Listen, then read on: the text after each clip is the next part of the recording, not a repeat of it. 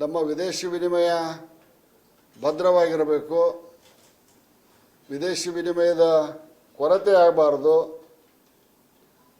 ದೇಶದಲ್ಲಿ ಹಾಹಾಕಾರ ಏರ್ಪಡಬಾರ್ದು ಅನ್ನುವಂಥ ದೃಷ್ಟಿಯಿಂದ ಈ ದೇಶದ ಹೆಮ್ಮೆಯ ಪ್ರಧಾನಿಗಳಾದಂಥ ನರೇಂದ್ರ ಮೋದಿಯವರು ನೀವು ದೇಶದ ಹಿತದೃಷ್ಟಿಯಿಂದ ಹಲವಾರು ಕ್ರಮಗಳನ್ನು ಸ್ವಂತಕ್ಕೆ ನೀವೇ ತೆಗೆದುಕೊಳ್ಬೇಕನ್ನುವಂಥ ಮನವಿಯನ್ನು ಮಾಡಿದರು. ಒತ್ತಾಯ ಅಲ್ಲ. ಒಂದನೇದಾಗಿ ಅನವಶ್ಯಕವಾಗಿ ವಿದೇಶಿ ಪ್ರಯಾಣ, ಅನವಶ್ಯಕವಾಗಿ ಚಿನ್ನ ಖರೀದಿ,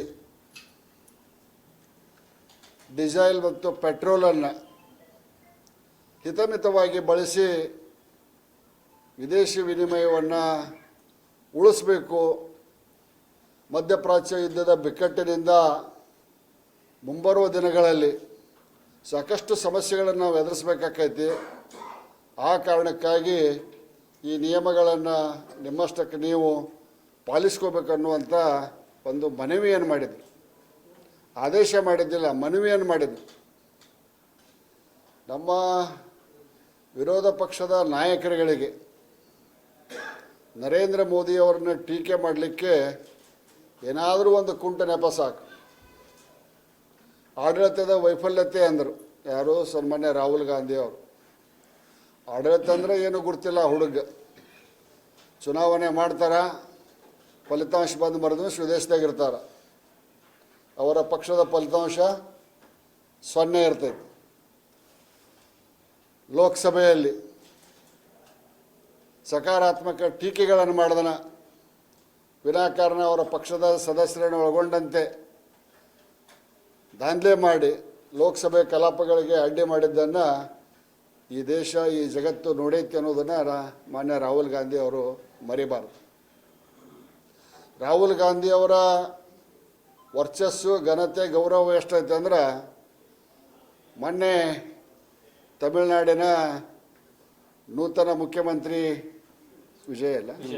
ವಿಜಯ್ ಅವರ ಪದಗ್ರಹಣ ಸಮಾರಂಭದಲ್ಲಿ ಇವರು 2 ಸೀಟನ್ನು ಬಂದಾವಲ್ಲಿ, ಕಾಂಗ್ರೆಸ್ಸಿನ 5 ಹೋಗಿ ಬಾಜು ಕುಂತಿದ್ರು.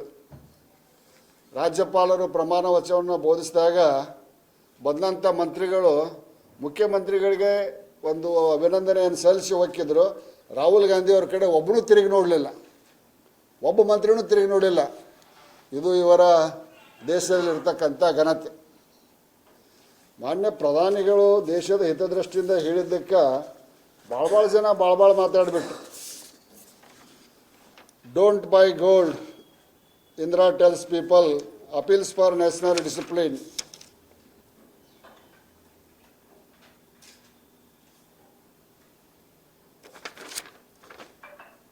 ಹಿಂದೂ ಜೂನ್ 1967